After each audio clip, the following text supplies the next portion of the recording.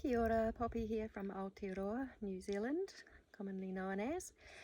Here with a current Mind Energy report. And this one is just one I wanted to put onto video because I felt that it was a really important message for us to all evolve forward in the creation of a new earth. A lot of it's to do with undoing programming.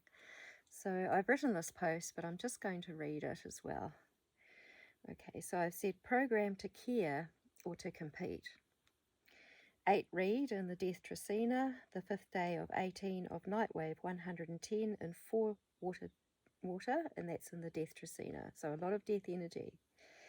As we descend into the depth of this night phase 110, the energies of death call us to reflect upon our ways.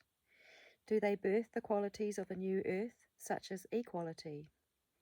It's a time to look inwards. We integrate the energies of Reed to stand tall and strong together in families and communities.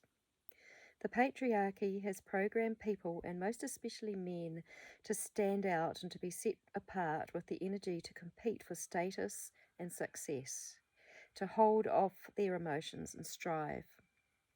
They have been driven by patriarchal programming to compete for money, recognition, and approval, which means that our families and communities have been dominated by controlled measures to hold this in motion.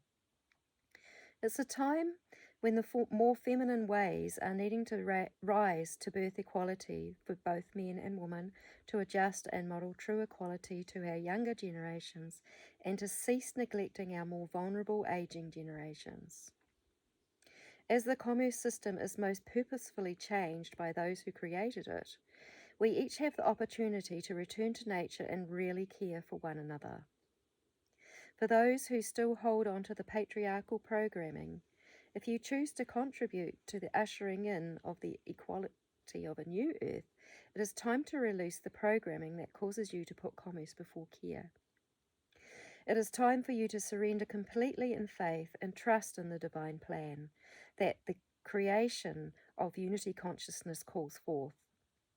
It's a time to drop needs for recognition, approval, allow yourself to be vulnerable and honest with others who care for you. A vulnerable man who can allow his tears to fall upon the earth in honesty is a more whole man.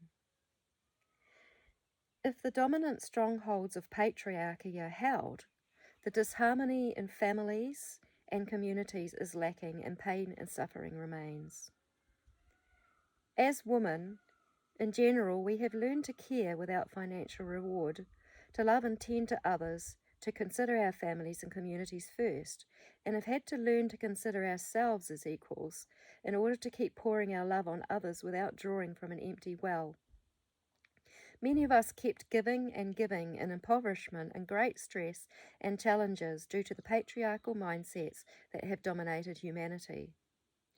So as these kinds of women, and some men too, we cannot comprehend that in our hours of need, those that we thought would be there for us would abandon us. We would never have considered to do that to others. Money has dominated this equation, and also a lack of faith and trust in the Creator. Every partner I've ever had has gone this way, and in giving freely of myself, believing my partners would live the same, it has hurt like hell. It's a part of the programming of the patriarchy, and we will not have unity in our families and communities until these mindsets and this lack of honesty in heart is released.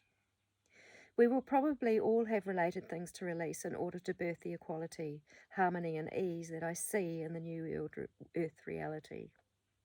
In the night wave of 4 water, the Death Trecena, we are to feel, sense, and flow with the emotions that are here to guide our return to unity and equality.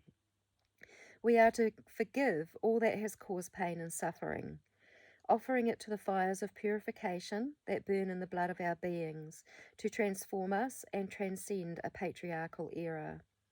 Let's rise up in love, honesty, and transparency with one another, just as a plantation of reeds is grounded in the earth and reaches for the sky as one, to grow, to share, to care, and bring heaven to earth in each of our hearts.